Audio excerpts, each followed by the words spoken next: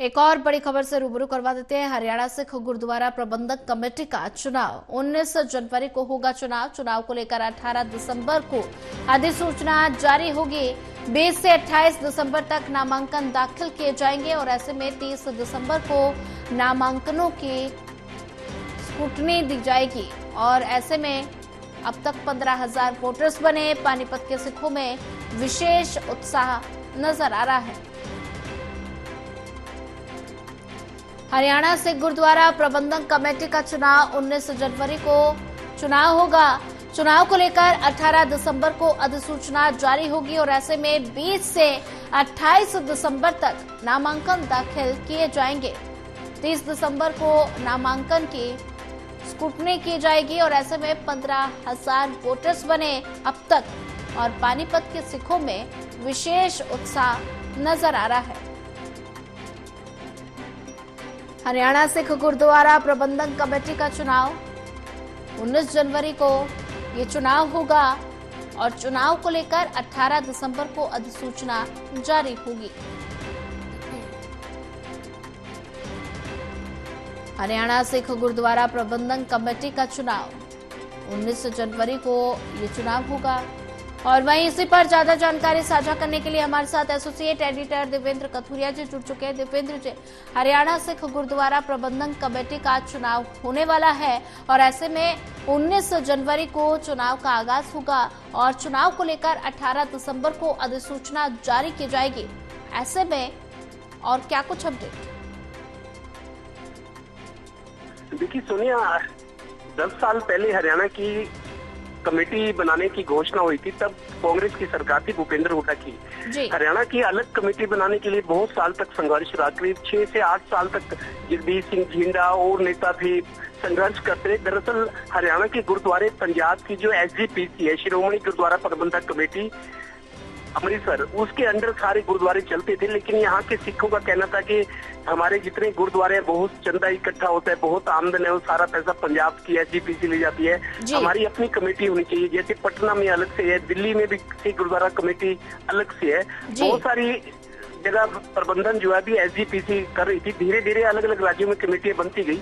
तो हरियाणा में भी कांग्रेस राज में जब भूपेंद्र हुड्डा थे, ये मांग थी, कई साल संघर्ष चला। उसके बाद भूपेंद्र हुड्डा ने ये मांग मान ली थी। कांग्रेस सरकार में एक अलग कमेटी हरियाणा की बनेगी, लेकिन सरकार बदल गई। उसके बाद बीजेपी की सरकार आ गई। फिर सरकार ने, जब बीजेपी सरकार आई तो उन्होंने तदर्थ कमेटी बनाई थी कि बिना चुनाव के अभी काम चलाओ, आगे चुनाव करेंगे। लेकिन तदर्थ कमेटी 2 बार बनी, उसमें सिख नेताओं में आपस में विवाद रहा, टांग खिंचा रही, कई बार 2-3 प्रधान बदले गए, अलग अलग गुटबाजी हावी होती सिख नेताओं में, तो चुनाव हो नहीं सके थे। अब जाकर 10 साल के बाद नियमित चुनाव कराने की घोषणा है। 19 जनवरी को मतदान होगा। लेकिन खास बात यह कि 18 जनवरी तक, एक दिन पहले तक भी वोटर कार्ड बन सकता है, नाम रजिस्ट्रेशन वोट डालने का हो सकता है। चुनाव से एक दिन पहले 19 जनवरी को मतदान है। 20 से 28 दिसंबर तक नामांकन की तारीख रखी गई है। अब सिख नेताओं में सुख बुगाहट है कि किसको खड़ा करे। पानीपत की जहां तक बात है, पूरे हरियाणा में चुनाव होने 22 जिलों में। पानीपत को वार्ड 23 में रखा गया। 4 विधानसभा क्षेत्र जो पानीपत के है, पानीपत सिटी, ग्रामीण, इसराना और समालखा, तो यहाँ चारों को वार्ड नंबर 23 बनाया गया पानीपत का और 8 बूथ बनाए जाएंगे इन चारों विधानसभाओं में। तो उत्साह तो है।